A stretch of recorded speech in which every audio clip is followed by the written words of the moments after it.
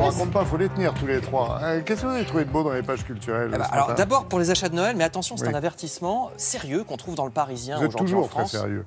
Oui, non mais là c'est le Parisien qui est très sérieux. Attention au slime, parce que si vous avez des enfants, oui. ils adorent cette pâte à modeler visqueuse. On la fabrique même. Qui fabriquent eux-mêmes à la maison avec de la Des colle et de la produits lessive. Ouais. Pas du tout. N'oublions pas que ce sont des produits chimiques. Donc ça, ça peut être très dangereux pour la peau. Il y a des blessures qui mettent plusieurs mois à guérir. Ça s'est vu, hein. Non, c'est vrai. Et même les slimes tout préparés qu'on trouve dans le commerce contiennent parfois des produits toxiques au-delà de la réglementation. Donc faites très attention, n'en fabriquez surtout pas. Et même ceux du commerce, c'est pas forcément... Comment on fait super. alors Comment on fait Vous faites autre tu prends chose. de la glaise, Eh bien, Non, mais moi c'est sur la liste du Père Noël. Eh bien, hein, la alors, palette il y a à d'autres cadeaux de Noël.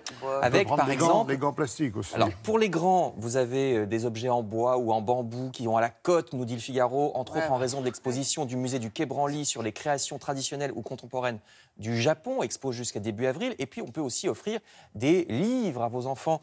Par exemple, des bandes dessinées qu'elles adoreront aussi. C'est pour les deux sexes. Ça s'appelle Lou. C'est le dessinateur Julien Nel. Vous voyez une planche à gauche. Très bien, Lou. Lou, c'est une jeune fille devenue la coqueluche des cours de récré. C'est un personnage qui a reçu un prix à Angoulême, notamment parce que c'est un personnage qui accompagne les jeunes lecteurs à l'âge crucial de l'adolescence, d'autant plus que cette héroïne, Lou, elle a grandi d'un album à l'autre, ce qui n'est pas toujours le cas. Vous savez, Titeuf, il a toujours le même âge, sauf dans le dernier.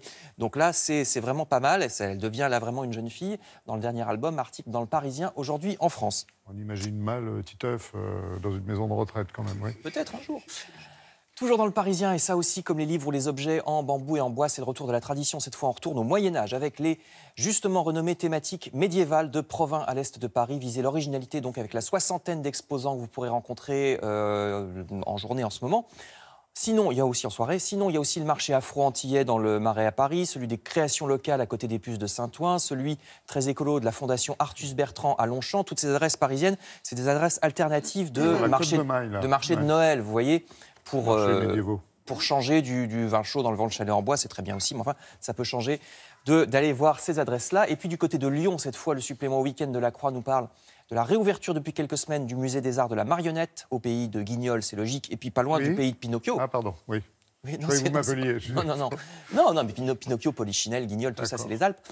Musée créé en 1950 qui vient donc de rouvrir après travaux. Des travaux, en revanche, c'est ce que voudraient éviter les habitants de ce beau village de Dordogne qui s'appelle Benac et Cazenac, où il est prévu de construire un contournement routier avec des ronds-points, des carrefours, route qui, selon les opposants, saccagerait cette vallée de la Dordogne. J'imagine, oui. Ah oui, et l'attrait exercé par le village auprès des touristes, une des ressources de la région. Le projet est d'autant plus décrié que le maire du village n'en veut pas, ni le monsieur patrimoine Stéphane Bern, ni le ministère de la Culture, ni le ministère des Transports et de l'Écologie. Mais qui en veut alors? Le président du département en veut. Ah.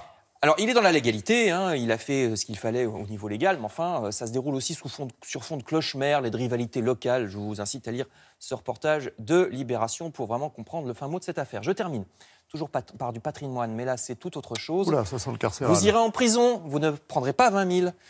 Laurent, à Nice, Grasse et Cannes, 3 anciens bâtiments pénitentiaires peuvent se visiter, remontant pour certains à l'Ancien Régime, avec de nombreuses histoires et anecdotes que les guides vous raconteront. Ça se passe sur la Côte d'Azur et dans le Parisien.